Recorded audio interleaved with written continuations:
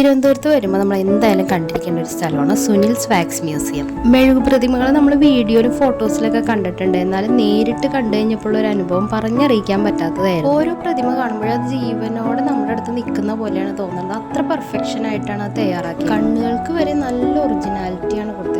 അയോധ്യയിലും ഇതേപോലെ തന്നെ Ramayana wax museum തുടങ്ങാൻ പോകുന്നുണ്ട്. അതിൻ്റെ പിന്നിലും ഈ സുനിൽ എന്ന് പറയുന്ന വ്യക്തി തന്നെ. 100 രൂപയുടെ ടിക്കറ്റ് റേറ്റ് വരുന്നത്. ആ 100 രൂപ എന്തായാലും നമുക്ക് നഷ്ടമാവില്ല. ഫോട്ടോ എടുക്കാനോ വീഡിയോ എടുക്കാനോ ഒന്നും അവർ പ്രത്യേകം ചാർജ് വാങ്ങുന്നില്ല. നമുക്ക് ഇഷ്ടംപോലെ ഫോട്ടോ, സെൽഫി, വീഡിയോസ് ഒക്കെ എടുക്കാവുന്നതാണ്.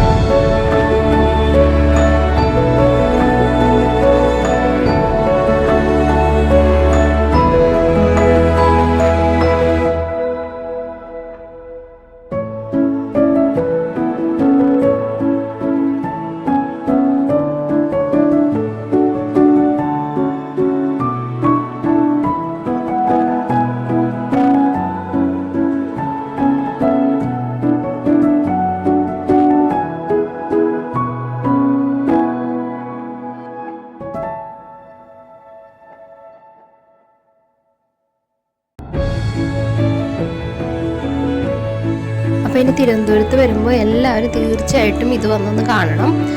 സ്പോട്ട് വരുന്നത് പത്മനാഭസ്വാമി ക്ഷേത്രത്തിൻ്റെ തൊട്ടടുത്തായിട്ടാണ്.